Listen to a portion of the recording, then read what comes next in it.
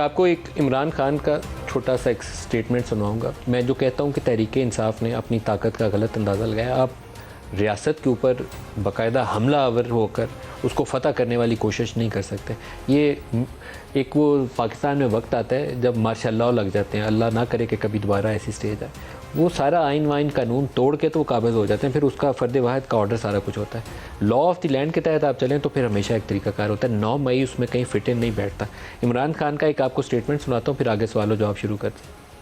I doubt if there is any sense in the army chief right now because he's so petrified that if I win the elections, he's petrified, I'll denotify him.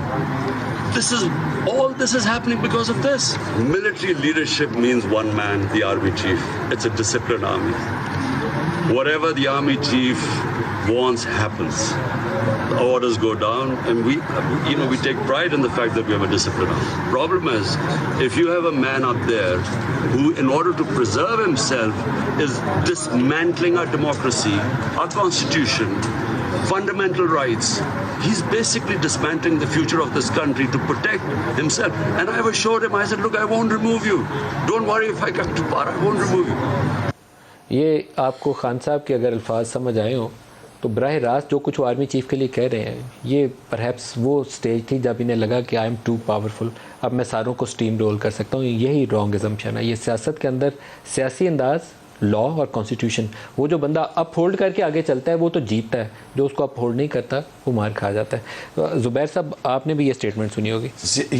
ये मैं बता दूं आपके नाज़रीन के लिए, ये 12 मई की है, 3 दिन के बाद, जिस दिन ये पेशी थी अदालत। मई 9 हो चुका था, 10 मई हो चुका था। आपने बॉडी लैंग्वेज देखी है, आपने उनकी वो थिंकिंग देखी है कि he was assuming himself that he is won power. और उसकी एक बहुत बड़ी वजह पता क्या थी नदीम? ही थॉट कि उसने वो जो टक्कर लेनी थी, टक्कर भी ले लिए, वो किए फौज के साथ जो कि आज तक किसी ने किया, and he is got away with it. And now there is no one in his way जिसको इसने जाके अब कब्जा करना है। ये 12 मई को ये कोई रिमोर्स नहीं था, कोई ये नहीं था कि जी जो हुआ वो गलत। बाय द वे जजेस ने पूछा एक दिन पहले, चीफ जस्टिस ने कहा कि जी आप कंडेम करें, आपने कहा। ये तो इन्होंने 5-6 दिन के बाद भी ये कहा कि मुझे तो कोर कमांडर के अलावा किसी का पता ही नहीं है।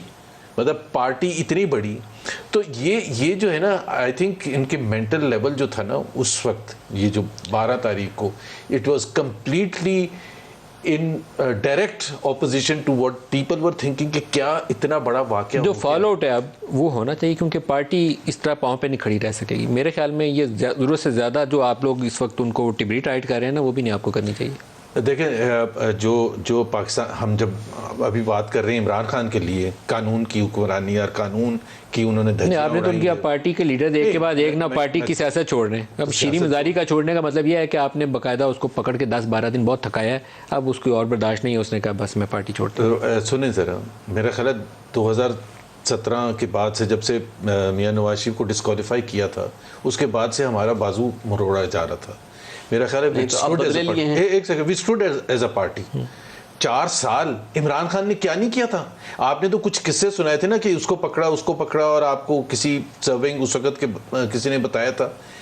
बट नदीम, उसके अलावा जो पीछे हो रहा था, जो इंटिमिडेशन, जो थ्रेड्स, जो तबाही मचाई हुई थी, जो जिस तरह से मैनेज किया जा रहा था, and Imran Khan was directly responsible for it, and by the way he was owning that responsibility. चाहे वो वाशिंगटन में खड़े होते थे, चाहे वो किसी और को इंटरव्यू दे रहे होते थे, या पाकिस्तान में, कि मतलब इस किस्म के राना सनाउल्लाह को मैं मूंछों से पकड़ के वो करूंगा। और आपको वो दिन भी याद है कि जब राना सनाउल्लाह को अंदर बंद किया था एक हीरोइन डाल के, तो उसके दूसरे दिन प्रेस कॉन्फ्रेंस कौन कर रहा था?